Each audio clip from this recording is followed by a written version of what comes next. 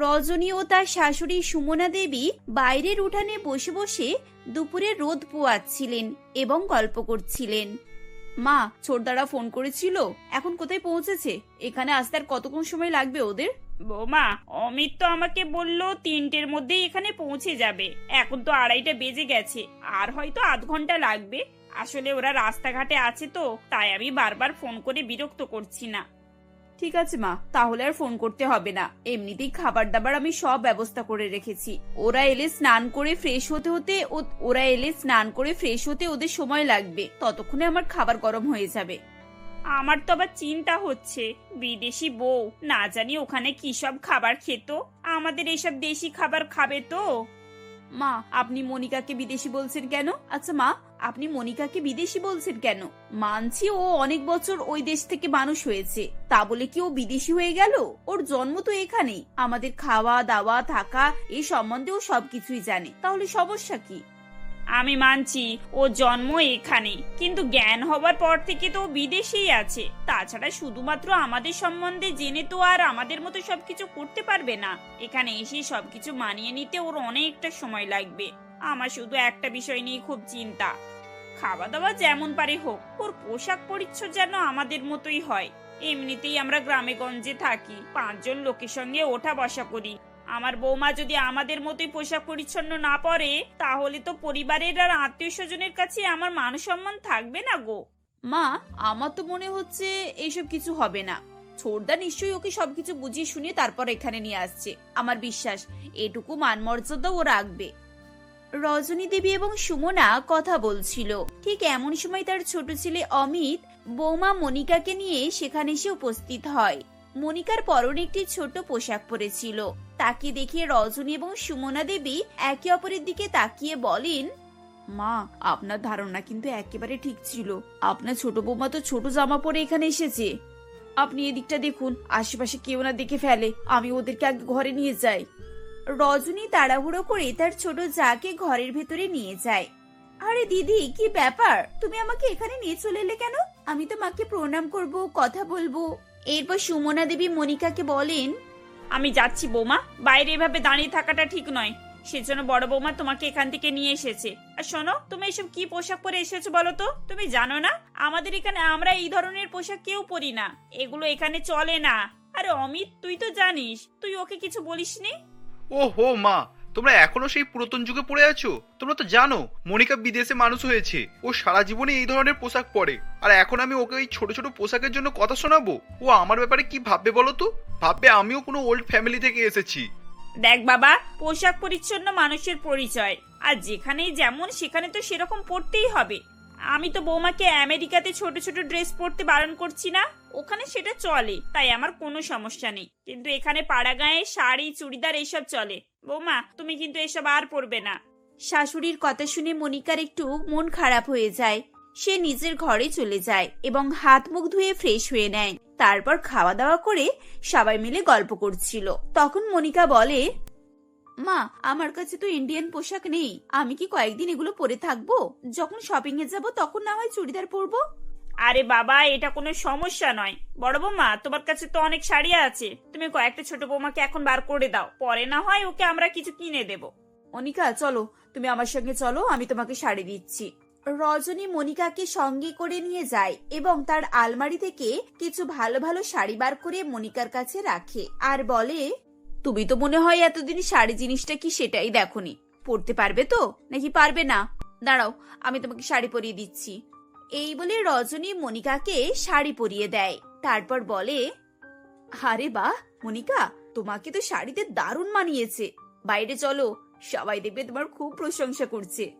সত্যি সত্যি যখন মনিকা শাড়ি পরে বাইরে বেরিয়ে আসে, তখন তার স্বামী, শ্বশুরমশাই, শাশুড়ি সবাই মিলে তার খুব প্রশংসা করে। নিজের এত প্রশংসা শুনে মনিকার খুব ভালো লাগে। পরের দিন রজনী মনিকাকে তার প্রথম রান্নার অনুষ্ঠানের জন্য রান্নার রেসিপি দিয়ে দেয়। মনিকা খুব মন দিয়ে রান্না বান্না করে, কিন্তু রান্না করতে করতে তার সারা শরীর ঘামে ভিজে যায়। উফ, এখানে কি গরম! এখন তো মনে হচ্ছে সারা শরীর জ্বালাচালা করছে। এই এত ভারী শাড়ি পরে এসব কাজ করা যায় নাকি? এক কাজ করি, আমি গিয়ে আমার ড্রেসটা পরে নি, না হলে আমি আর এখানে দাঁড়াতে পারবো না। এই বলে মনিকা নিজের ঘরে যায় এবং আবার শর্ট ড্রেস পরে রান্নাঘরে এসে রান্না করতে থাকে। এমন সময় তার শ্বশুর মশাই জল খাওয়ার জন্য রান্নাঘরে এসে বলেন, ছি ছি বৌমা, আমি এসব কি দেখছি? তুমি এসব পোশাক পরে রান্নাঘরে ঘুরে বেড়াচ্ছ? সুমনা, সুমনা, তোমরা কোথায়? আরে বাবা, কি হয়েছেটা কি? এত চিৎকার করছো কেন বলো তো? চিৎকার কি আর আমি এমনি এমনি করছি? এতদিন ধরে তোমার ছোট বৌমাকে ভালো করে বুঝিয়ে দাওনি যে এসব পোশাক পরে এই বাড়িতে ঘোরাফেরা করা যাবে না? হ্যাঁ, আমি তো সবই বলে দিয়েছিলাম। কি গো বৌমা, আমি তোমাকে বলিনি? বলে যখন দিয়েছো তাহলে এটা কি হচ্ছে যে তোমার কথা শুনছে না? বাবা আপনি প্লিজ একটু শান্ত হন। এত গরমে আমি এখানে দাঁড়িয়ে দাঁড়িয়ে রান্না করতে পারছিলাম না। আপনাদের ঘরে তো একটা এসিও নেই, এত গরম পরিবেশ, তার উপরে এই ভারী শাড়ি পরে কি আমি কাজ করতে পারি? সেজন্য আমি চেঞ্জ করেছি। যদি আপনাদের এত সমস্যা হয় তাহলে আপনারা বাড়িতে একটা এসি লাগান। শোনো বৌমা, আমরা না কখনো এসি ব্যবহার করিনি। তাছাড়া এখন শীতের শুরু, কদিন পর কনকনে শীত পড়ে যাবে। এই সময় এসি নিয়ে কি হবে শুনি? এইসব কথা বাদ দাও, তুমি এক্ষুনি যাও আর গিয়ে শাড়ি পরে এসো। দেখতে পাচ্ছ না তোমার শ্বশুর মশাই কতটা রেগে গেছেন? আজকের পর থেকে বাড়িতে কখনো এইসব ধরনের কাপড় চোপড় পরবে না তুমি, এই বলে দিচ্ছি। শাশুড়ির কথা শুনে মনিকা আবার ঘরে যায় এবং শাড়ি পরে ফিরে আসে। এভাবে বেশ কিছুদিন কাটে। মনিকার কয়েকজন বান্ধবী ইন্ডিয়াতে আসে এবং তারা মনিকার সঙ্গে দেখা করতে তাদের বাড়িতে আসে। খানিকক্ষণ গল্প করার পর রিনা বলে, এই মনিকা, চল না আমরা একটু সামনে শপিং মলটা থেকে ঘুরে আসি। ওখানে নতুন কিছু উইন্টার কালেকশন থাকলে কিনে নেব। তুই এক কাজ কর, এইসব ড্রেস চেঞ্জ করে আমাদের মতো শর্ট ড্রেস পরে আয়, তারপর আমরা একসঙ্গে বেরোবো। বান্ধবীদের কথা শুনে মনিকাও তাদের মতো শর্ট ড্রেস পরে রেডি হয়ে নেয়। এরপর সবাই মিলে বাইরের আশেপাশের মহিলারা মনিকাকে এভাবে ছোট পোশাকে দেখে নানান ধরনের কথাবার্তা বলে। এই এই দেখ দেখ, এটা সুমনাদির ছোট বৌমা না? ওই যে যেটা বিদেশ থেকে এসেছে রে। শুনেছি নাকি খুব মডার্ন, সবসময় এরকম ছোট ছোট ড্রেস পরে ঘুরে বেড়ায়। আরে বাবা, ছোট ড্রেস পরে ঘুরে বেড়াই বলে এভাবে রাস্তাঘাটে এসব পোশাক পরবে? আমার তো শুধু মনে হচ্ছে সুমনাকে গিয়ে দুটো কথা শুনিয়ে আসি। নিজের বাড়ির বৌমাকে ভালো করে শিক্ষা দিতে পারেনি। আরে বাবা, ভালো করে বোঝালে সব মেয়েরাই তো বুঝবে। নিশ্চয়ই কিছু বলেনি, না হলে এ ধরনের পোশাক পরে কেউ বাইরে বের হতো নাকি? ঠিকই বলেছো, সুমনাদি সারা জীবন ওরকমই। ওদের বাড়ির কারোর মধ্যে একটু চেতনা নেই। বাড়ির বউয়েরা আর কি করবে, যেমন শ্বশুর তেমন শাশুড়ি, আর তেমন হয়েছে বাকিরা। ছি ছি ছি ছি ছি, বৌমারা যদি এই ধরনের পোশাক পরে তাহলে মেয়ে ঝিয়েরা কি করবে বলো তো? আমি তোমাকে বলে দিচ্ছি, এবার দেখবে আমাদের পাড়ার কত বদনামি হবে। লোকে না আঙুল তুলে কথা বলবে। একটা পরিবার গোটা পাড়াটাকে নষ্ট করে দিল গো। বড় বউটা তো মোটামুটি ভদ্র, তবে ছোটটা একেবারেই অভদ্র। মহিলাদের এই ধরনের কথাবার্তা মনিকার কানে যায় এবং তার খুব খারাপ লাগে। আমি এই শর্ট ড্রেস পরেছি বলে সবাই আমার শ্বশুর শাশুড়ি এবং ফ্যামিলিকে কত খারাপ খারাপ কথা বলছে আর আমাকে অভদ্র বলছে। মা ঠিকই বলেছিল, গ্রামের মানুষেরা এসব জিনিসপত্র খুব সহজে মেনে নিতে পারে না। আমারই ভুল, আমি এখানে এসব পোশাক পরে সবার মান সম্মান ছোট করেছি। এবার থেকে আমি আর কখনো এসব পোশাক পরবো না। এইসব ভাবনা চিন্তা করার পর মনিকা ঠিক করে নেয় সে আর কখনোই ছোট পোশাক পরবে না। শপিং মলে গিয়ে সে নিজের জন্য আরো কয়েকটি শাড়ি কেনে। এরপর বাড়ি ফিরে প্রত্যেক দিন শাড়ি পরে বাকি 5 জন বইয়ের মতোই পরিবার সামলানোর চেষ্টা করে। প্রথম কয়েকদিন বেশ ভালোভাবেই কাটে, কিন্তু প্রায় 20 দিন পর মনিকা সারা শরীরে ছোট ছোট অ্যালার্জিতে ভর্তি হয়ে যায়। গোটা মুখে দানা দানা র্যাশ বেরোয় এবং সারা শরীর ভরে যায়। তাকে দেখে অমিত বলে, মনিকা, তোমার মুখে হাতে এসব কি বেরিয়েছে? হঠাৎ করে সারা মুখ এরকম লাল হয়ে গেছে কেন? আমি কিছুই বুঝতে পারছি না গো, সারা মুখে জ্বালা জ্বালা ভাব আছে আর এগুলো খুব ব্যথাও করছে। কাল রাতে তো আমি ঠিকভাবে ঘুমাতেও পারিনি, খুব কষ্ট হয়েছে অমিত। আরে বাবা, তোমার এত কিছু হচ্ছে আর তুমি আমাকে কিছু বলার প্রয়োজন মনে করোনি? দাঁড়াও, আমি মাকে ডেকে আনি। কি হয়েছে না হয়েছে তো আমি বুঝতে পারছি না। অমিত তার মাকে ডেকে আনে এবং মনিকাকে দেখায়। দেখো না মা, ও সারা শরীরে মুখে কি সব রকম বেরিয়েছে। ওগুলো কি বলো তো? আরে এগুলো দেখে তো মনে হচ্ছে কোনো রকমের বড় কিছু হয়েছে। বাবা, তুই বৌমাকে এক্ষুনি ডাক্তারের কাছে নিয়ে যা। এইসব রোগ কিন্তু ছোঁয়াচে, ওর থেকে সারা পরিবারে সবার হয়ে যাবে। তাড়াতাড়ি ওর চিকিৎসা করা। মা, তুমি আমার সঙ্গে চলো না। একা একা আমি কিভাবে সবকিছু সামলাবো? সুমনা দেবীর অনিচ্ছা সত্ত্বেও ছেলের অনুরোধে তার সঙ্গে যান। ডাক্তার ভালোভাবে মনিকার চিকিৎসা করে এবং বিভিন্ন রকমের চেকআপ করায়। ডাক্তারবাবু বলেন, দেখুন, ওনার স্কিনে একরকমের অ্যালার্জি বেরিয়েছে। এটা ওয়েদার আর ক্লাইমেট চেঞ্জের জন্য হয়েছে। উনি সারা জীবন ঠান্ডা দেশে থাকতেন, সেখানের আবহাওয়া জলবায়ু আলাদা। আমাদের দেশের তো গরম আবহাওয়া, উষ্ণতে ওর সহ্যই হচ্ছে না। আবার তার উপরে তো ওনার এইসব পোশাক পরার অভ্যাসই নেই, সেই জন্যই তো ওনার স্কিনে এই ধরনের জিনিস বের হয়েছে। এবার কি হবে ডাক্তারবাবু? এ রোগীর চিকিৎসা কি? আপনি একটু তাড়াতাড়ি কোনো ভালো ওষুধ দিয়ে এগুলোকে সারিয়ে দিন না। ওষুধ খেলে এসব হঠাৎ করে ঠিক হয়ে যাবে না। ওনাকে আমাদের এখানকার পরিবেশ মানিয়ে নিতে সময় লাগবে। আপনারা এক কাজ করুন, বাড়িতে এসি লাগিয়ে নিন, তাও কিছুটা হলেও অ্যাডজাস্ট করে সমস্যাটা কমবে। বাদ বাকি আমি ওষুধ দিয়ে দিচ্ছি, ধীরে ধীরে সবকিছু কমে যাবে। তবে এই কটা দিন কিন্তু ওনাকে একটু ভুগতে হবে। এই জিনিসগুলো কিন্তু খুব ব্যথাও করবে, সঙ্গে জ্বালাও করবে। ভুলটা আমি করেছি ডাক্তারবাবু।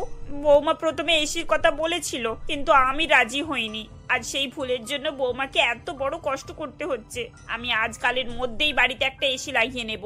সত্যি তো, আমার বাড়ির বউ সবকিছু ছেড়ে দিয়ে আমাদের আচার আচরণ এবং বাকি সবকিছুকে মেনে নিচ্ছে, আর ওরা একটা দাবি আমি মানলাম না। আমি বড্ড অন্যায় করে ফেলেছি। এভাবেই সুমনা দেবী নিজের ভুলের জন্য খুব দুঃখিত হন। সেদিন বাড়ি ফেরার সময় তিনি দোকানে এসির অর্ডার দিয়ে আসেন। পরের দিন বাড়িতে এসি লাগানো হয় এবং মনিকা এই গরমের হাত থেকে রেহাই পায়। এরপর থেকে সে শাড়ি পরেও আরাম করে বাড়ির মধ্যে থাকতে পারত। যে কোনো কাজকর্ম সে খুব ভালোভাবেই করে নিত। সে খুব ভোর ভোর ওঠার চেষ্টাও করত। 2-3 বছর কাটার পর ঠান্ডা গরম সব রকমই অ্যাডজাস্টমেন্ট সে করে ফেলে। এরপর গরমেও তার কোনো রকমের কষ্ট হতো না। বৌমা, তোমার আর কষ্ট হচ্ছে না তো? দেখো, কোনো রকমের সমস্যা হলে কিন্তু তুমি আমাকে বলবে। না মা, আমার কোনো সমস্যা হচ্ছে না। এখন তো আমি গরমেও শাড়ি পরে থাকতে পারি, আর এসি ফেসি চালানোর প্রয়োজনও হয় না। আপনি প্লিজ অত চিন্তা করবেন না মা। আমার যখনই যে প্রয়োজন হবে আমি আপনাকে জিজ্ঞাসা করে নেব। এভাবেই মনিকা ধীরে ধীরে পুরোপুরি এখানকার পরিবেশের সঙ্গে নিজেকে খাপ খাইয়ে নেয় এবং সবাই মিলেমিশে সুখে শান্তিতে বসবাস করতে থাকে। কবিতা 2 ছেলে মেয়ে, স্বামী এবং শাশুড়িকে নিয়ে মুকুন্দপুর গ্রামে বসবাস করতেন। কবিতা স্বামী মণিলাল ছিলেন মদ মাতাল ও জুয়াখোর। ধীরে ধীরে নিজের ঘর ভিটে আসবাবপত্র সব জুয়ায় ভাসিয়ে দেয়। তাই কবিতা ও কবিতার শাশুড়ি ও বাচ্চাদের নিয়ে পথের ধারে চলে আসে। দিনের পর দিন রাস্তায় ঘুরে বেরিয়ে দিন কাটিয়ে নেয়। তারপর অবশেষে ফুটপাতেরই একধারে তাঁবু খাটিয়ে থাকতে শুরু করে। কবিতার শাশুড়ি সরস্বতী দেবী রাস্তায় জন মজুরের কাজ করে পেট চালায়। একদিন কবিতার মেয়ে রীতা এবং ছেলে রাজুকে প্রচন্ড খিদে পায়। মা গো, খুব খিদে পেয়েছে, কিছু খেতে দাও না মা। সেই সকালে 2টো মুড়ি খেয়েছি, বেলার দুপুর হয়ে গেল, খিদেতে পেট জ্বলে যাচ্ছে মা, কিছু খেতে দাও না মা। হ্যাঁ, এই তো খাবার নিয়ে যাচ্ছি, এই নে, দুজনে মিলে খেয়ে নে। হ্যাঁ মা, শুধু আলু সিদ্ধ আর ভালো লাগে না। প্রত্যেক দিন সেই একই খাবার খেয়ে মুখের স্বাদটাই চলে গেছে মা। আজ আমি শুধু জল খেয়ে কাটিয়ে দেব, তবু এই খাবার কিছুতেই খাবো না। মা, প্রতিদিন ভাত আলু সেদ্ধ খেতে ভাল লাগে, একদিনও কি আলু ছাড়া কিছু খেতে দেবে না? রোজ রোজ এইরকম খাবার খেয়ে আমার ভালো লাগছে না। আজকে আলু সিদ্ধ ভাত খাবো না একদম। এই বলে রীতা ও রাজু দুজনেই খাবার ছেলে চলে যায়। আর কলসি থেকে জল ঢেলে খেতে গিয়ে দেখে কলসির জলটা প্রচন্ড গরম। আমাদের ভাগ্যটাই খুব খারাপ, দুবেলা ঠিক মতো করে খাবার জোটে না, আবার জলটা খেয়ে যে তৃষ্ণা মেটাবো দেখো তাও হলো না। এই গরমে কেউ এত গরম জল খেতে পারে? ভগবান আমাদের দিকে যে কবে মুখ তুলে তাকাবে কেই জানে। কেন যে এই গরিব ঘরে জন্ম নিতে হয়েছিল কে জানে। ঠিক মতো খাওয়াতে পারবে না যে কালে জন্ম দিয়েছিলে কেন মা? হ্যাঁ মা, আমার এই পৃথিবীতে আসা উচিতই হয়নি। এই বলে 2 ভাই বোন কবিতার ওপর রাগ দেখিয়ে খাবার সরিয়ে জলের গ্লাসটাও ফেলে দিয়ে বাইরে চলে যায়। কবিতার আগে তার 2 ছেলে মেয়েকে জোরে চড় মারে এবং বলে, মা বাবার কি খুব শখ হয়েছে নাকি যে তার নিজের ছেলে মেয়েদের কষ্ট দেয়? প্রত্যেক বাবা মারই তো ইচ্ছে হয় তাদের বাচ্চারা ভালো খেয়ে ভালো পড়ে সুস্থভাবে জীবনযাপন করুক, কিন্তু পরিস্থিতি আর ভাগ্য তাদের সাথ দেয় না। আজ তোদের বাবার জন্যই আমাদের এই দুর্দশা হয়েছে। তোদের বাবা যদি ভালো হতো, ঠিকঠাক করে রোজগার করতো, তাহলে আমাদের এত কষ্ট করতে হতো না। আর 5টা ছেলের মতো ঠান্ডা জল খেয়ে গরমে পাখার তলায় শুয়ে বসে দিন কাটাতিস, ভালো মন্দ খেয়ে বড় হতিস। আমার তো যতটুকু সাধ্য ততটুকুই করব, এর থেকে বেশি কি করে করব বল? যতটুকু তোদের ভাগ্যে জুটছে সেটা শুধু আমার আর তোর ঠাকুমার জন্যই, বুঝলি তো? থাক না বৌমা, ওরা বাচ্চা ছেলে, ওদেরকে কিছু বলে লাভ আছে কি? আর সত্যিই তো ওরা তো ঠিকই বলেছে, প্রত্যেক দিন আলু সেদ্ধ ভাত খেতে কারই বা ভালো লাগে বলো তো? ওদের কোনো দোষ নেই বৌমা, ওদের কিছু বলো না, ছেড়ে দাও ছেড়ে দাও।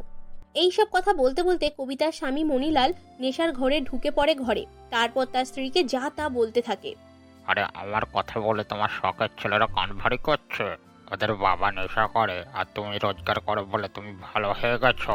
ঠিক আছে, কত ভালো দেখে নিচ্ছি। আজকে কিছু টাকা দাও তো দেখি, আমার খুব দরকার আছে। তোমার কি দরকার তা আমি জানি না। এই সব নিয়ে গিয়ে তো ওই জুয়ার আসরেই বসবে, এটাই তো? আবার বড় বড় কথা হচ্ছে, এক্ষুনি দিবি নাহলে তোকে সমেত ঘর জ্বালিয়ে দেবো। বৌমা, ওকে বেশি ঘাঁটিও না। টাকা যা আছে দিয়ে দাও, না হলে এই বাচ্চাগুলোকে নিয়ে আমাদের পথে বসে থাকতে হবে। এই বলে কবিতা নিজের কাছে জমানো 100 টাকা ছিল, সেটা মণিলালকে দিয়ে দেয়। তারপর শাশুড়ি আর বৌমা মিলে একটু দূরেই বড় জঙ্গল আছে, সেই জঙ্গলে কাঠ কাটতে চলে যায়। জঙ্গল থেকে কাঠ এনে চুলায় রান্না করে তাদের দুবেলা খাবার তৈরি হয়। এইভাবেই প্রত্যেকদিন জঙ্গল থেকে শাশুড়ি বৌমা মিলে কাঠ কেটে আনে, তারপর রান্না করে।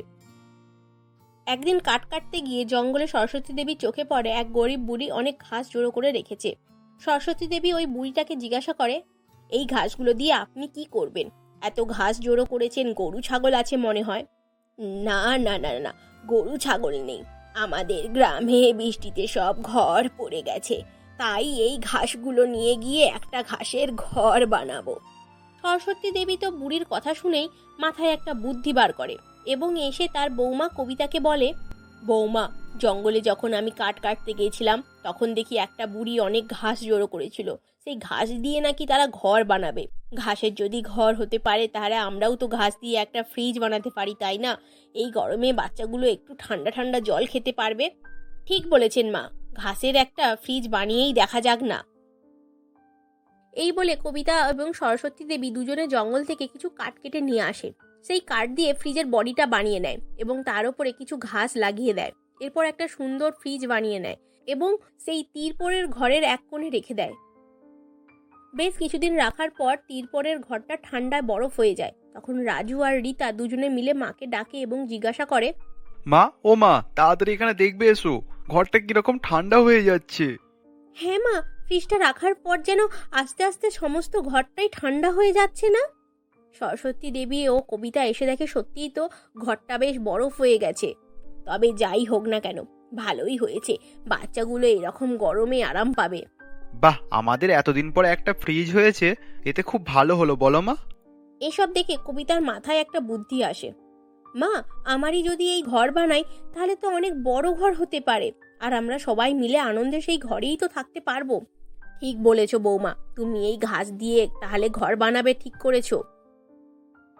এই বলে জঙ্গল থেকে সরস্বতী দেবী এবং কবিতা দুজনে মিলে প্রচুর ঘাস নিয়ে আসে এবং সেই ঘাস দিয়ে সুন্দর একটা ঘর তৈরি করে। তাতে ঘাসের ওই তৈরি ফ্রিজটা রেখে দেয়। এখন মিলেমিশে সবাই সেই ঘাসের ঘরের মধ্যে থাকতে শুরু করে এবং শাশুড়ি বৌমা মিলে একটা বড় হোটেল বানায় এবং সেটা চালায়। মা, আমাদের আর কোনো অসুবিধা নেই, আর কোনো কষ্ট দুঃখ কিছুই নেই। আমরা এখন খুব সুখে শান্তিতে আছি বলুন। আমাদের কাছে এখন আছে অনেক বড় একটা হোটেল, সেই হোটেলে অনেক লোকেরা শান্তিপূর্ণভাবে এসে খাওয়া দাওয়া করে যাচ্ছে। তা দেখে আমার খুব ভালো লাগছে মা। এখন কবিতা সরস্বতী দেবী দুজনে মিলে বড় একটা হোটেল চালায়। সেখানে বিভিন্ন ধরনের লোকেরা খাওয়া দাওয়া করে এবং গরিবের জন্য বিনামূল্যে খাওয়ার ব্যবস্থা আছে। পেট ভরে বিনামূল্যে খেয়ে যেতে পারবে গরিব মানুষেরা, কারণ কবিতা জানে গরিবদের কি দুর্দশা হয়। দুবেলা খাবারের জন্য পেটের দায়ে তাদের কি না করতে হয়। তাই নিজেদের কষ্টের কথা মনে করে গরিবদের জন্য বিনামূল্যে খাবার ব্যবস্থা করে দিয়েছে। কবিতার এই কথায় তার শাশুড়ি সরস্বতী দেবীও মত দিয়েছে। দুজনে মিলে এখন একটা হোটেল চালায়। তারা এখন সুখে শান্তিতে ছেলে মেয়েদের নিয়ে জীবন কাটাচ্ছে।